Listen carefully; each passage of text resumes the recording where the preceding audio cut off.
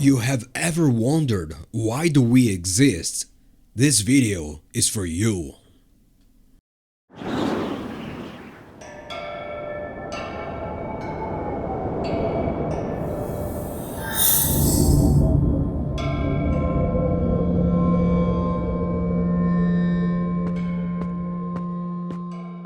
Welcome to Paradise Planet. This is lesson number 1 and today's subject is why do we exist?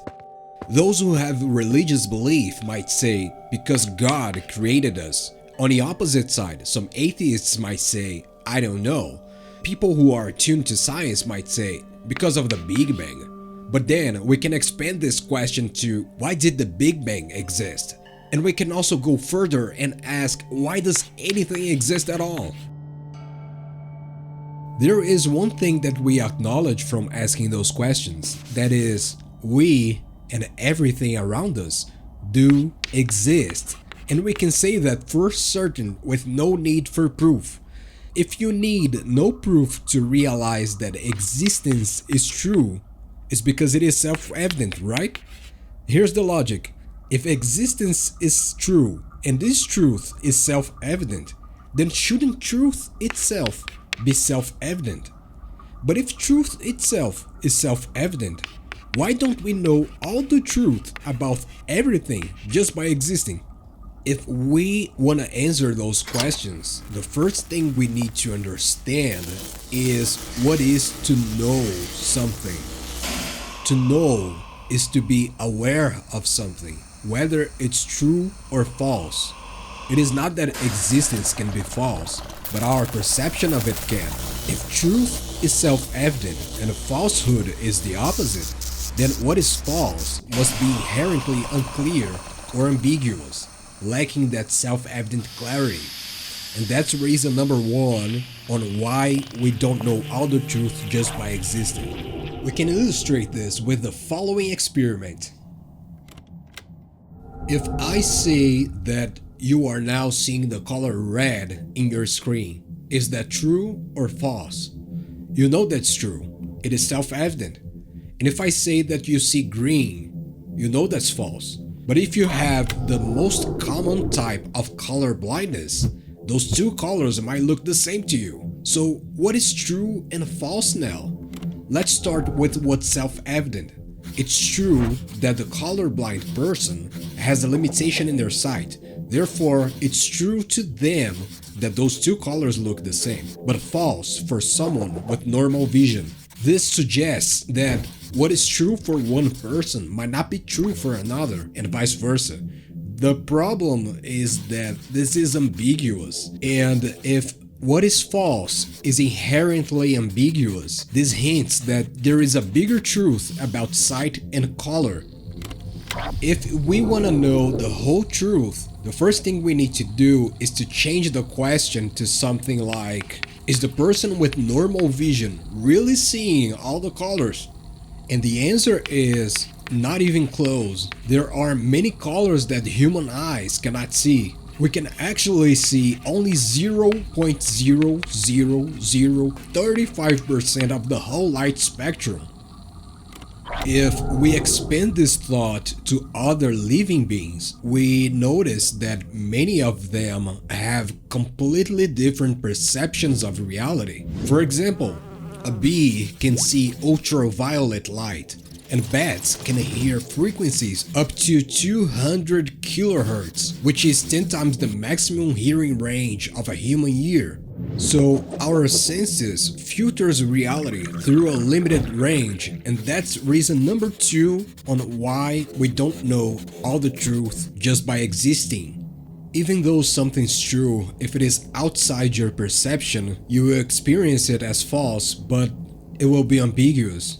Just like when people thought that the Earth was the center of the universe, it wasn't clear for us whether this information was true or not because our perception couldn't reach above the limits of the sky. But things started to get crystal clear as soon as the telescope was invented in the 1600s, and now we can take pictures of Earth from space. So far, we know 3 things to be true. First is existence. The second is knowing. And knowing is to be aware of something. So awareness does exist. And this awareness experiences tailored perceptions about reality by being aware of existence through living beings.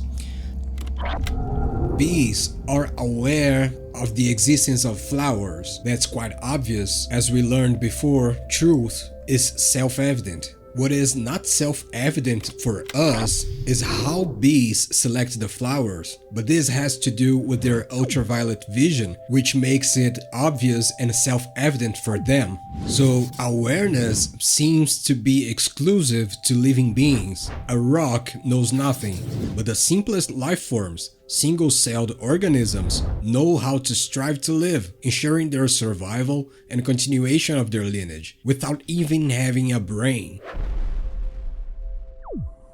But as human beings, we have the most powerful kind of awareness, one that allows us to expand it beyond our physical senses.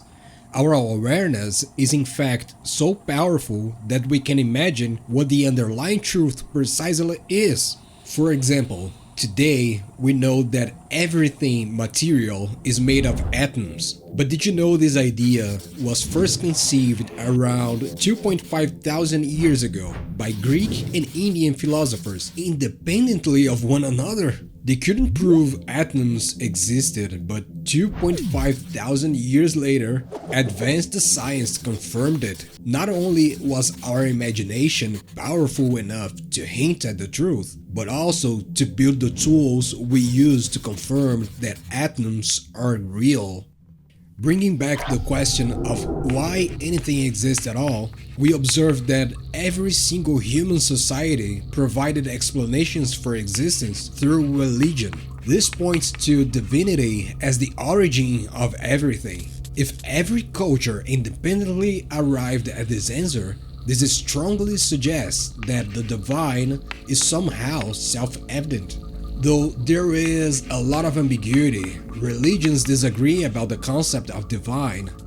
But if I told you that every religion brings a piece of the puzzle and you can actually experience divinity for yourself, yes, you don't need to believe blindly. You can directly experience divinity through what's known as a spiritual awakening. It becomes clear that religions were inspired by individuals who had such experiences. The divine is not just an idea, it's a reality you can directly access.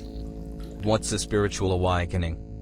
Imagine if your awareness was not bound to the limitations of your mind and body. What would happen? If truth itself is inherently self-evident and you have no boundaries to create false perceptions, you would know all the truth about everything directly, including the solution for every problem in your life. You wouldn't struggle to find happiness anymore. But let's not jump too far. Knowing the whole truth about everything is something called enlightenment or nirvana, and to achieve this state, spiritual awakening is just the first step toward it. Why is it called spiritual? Is it spooky or something like that?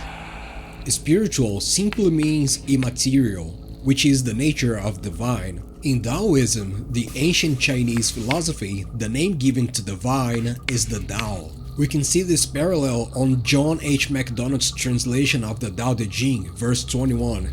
It says, "Even though the Tao is intangible and evasive, we are able to know it exists." Intangible and evasive, yet it has manifestation. Secluded and dark, yet there is vitality within it. Its vitality is very genuine. Within it, we can find order. In other words, this verse is saying that the divine is immaterial, and even though it is immaterial, we are able to know it exists. Then it proceeds to say that the divine has manifestation. That is because if the divine is the origin of everything, then everything that's tangible is a manifestation of the intangible. This seems hard to grasp at first, but think with me. A thought is not something tangible. It's not material, but from a thought, you can make something that's tangible. Look around and you will see that you are surrounded by objects that were first a thought. Every human creation was first conceived as a thought. A chair, a table, a device, this video, everything. And if you experience a spiritual awakening, you will realize that this is your true nature. You're not your body nor your brain, but the material awareness within yourself. Being awake is a glimpse of being aware beyond the five senses limiting your perception of reality. And there are many degrees of awakening. Think of your everyday life. Isn't there a range between being fully awake and asleep? Sometimes you're drowsy but functioning, but sometimes you're about to pass out. A spiritual awakening is similar and unmistakable. It feels exactly like waking up, but from an already awake state. How do I know how awake I am? It's simple. Your degree of awakening is proportional to the measure of suffering you experience, emotionally, mentally, and even physically sometimes. The less spiritually awake you are, the more you suffer. The more awake you are, the more joy and fulfillment you experience.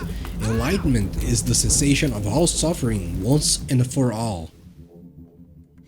When you live disconnected from the origin, the divine, or the Tao, or God, or whatever you want to call it, you are inevitably going to find yourself caught in cycles of suffering.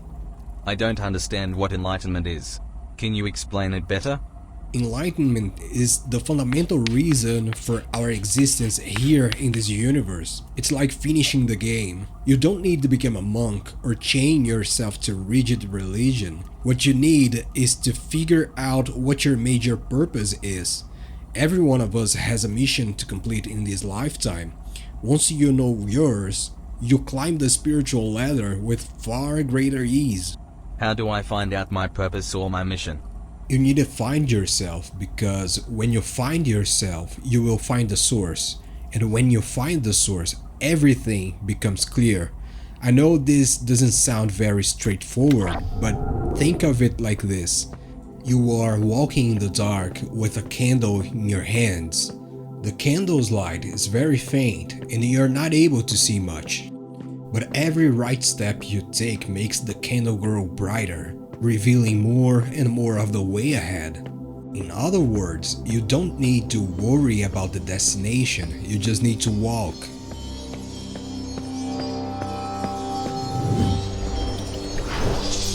And although the destination may seem obvious, I mean, you may think, I'm here, I don't need to find myself. But that's the thing, are you really here? Do you really feel that you are 100% in the present moment? Or is your mind pulling you all over the place? Because most people are either worrying about the future or torturing themselves about something that happened in the past. And until you have the feeling that you are just being here and now, you haven't found yourself yet. But when you find yourself, that's when you experience the spiritual awakening, and your mind will operate in a higher level of consciousness during the period of your awakening. So it is important that you use this higher state of consciousness to understand what your purpose is, what your mission is.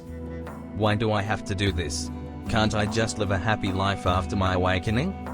Because you won't be bulletproof, you can still fall to lower states of consciousness again, and you probably will, but if you know what you have to do with your life, you will never lose yourself again. I feel like I'm ready. How can I achieve an awakening? There are many ways to experience an awakening, and that's where all religions fall short, or at least the most popular ones, because they say like, oh, this is what divinity is, and this is the only way to achieve it. But this is not true. In fact, my first awakening came out of nowhere. I wasn't even searching for it. I was actually an atheist at that time. Then it arrived like lightning, opening my eyes in a way that made it impossible for me to see life the same way again. I went from being someone who was struggling with depression for the last 10 years to someone who lives 24/7 in a blissful state of joy and happiness, literally overnight. But this only lasted about 3 months, and then I fell to lower states of consciousness again, which drove me to relentlessly search on how to get back to that state. Eventually, I got there again, and what I learned is that knowledge is one path you can walk toward to awake yourself, and that's the whole point of this lesson. Knowledge comes from knowing, and knowing is to be aware of something, whether it is true or false. And that's the tool you will use to find yourself, because finding yourself is the same as knowing yourself.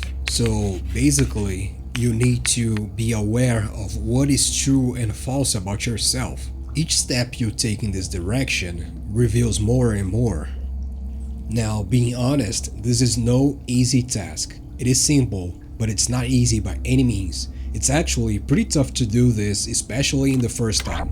And the reason why it is difficult is that those false beliefs create identities, and we become slaves to those identities. For example, some men have the identity of the tough guy, and all their behavior revolves around being tough. If they have to make a decision, this decision must show everyone that they are tough. So, you see, they have no freedom to take the decision for themselves, because all their decisions are conditioned by this identity. And the same goes for every other kind of identity. Some people see themselves as funny and they will do funny stuff. Some people think of themselves as athletes and their lives revolves around fitness. Some people will say, I'm a doctor, I'm a lawyer, whatever, and they will go all their lives playing those roles. And it is much worse in the case where there is a big ego behind the identity, because those people will generally do anything they can to protect their identity, even murder sometimes, which is tragic but kind of funny if you think that someone would go as far as killing another person just to maintain their status as a slave. Now, what is interesting is that for some people, this will be exactly what they need to hear right now for their progress. But some other people will struggle to grasp what I'm saying. If that's your case, I hope it is not, but if it is, you don't need to worry at all, because we will talk about this subject with much more detail on lesson number 4. And if you feel like you need help to find yourself, there will be a link in the description to a PDF containing some exercises from this lesson, and the last exercise can give you some directions. If you want, you can share your answers down in the comments. I'll be happy to read them. But if you don't want to download anything, here's a tip. You need to recognize your suffering and the reasons why you suffer. Thanks for watching, and I'll see you on lesson number 2.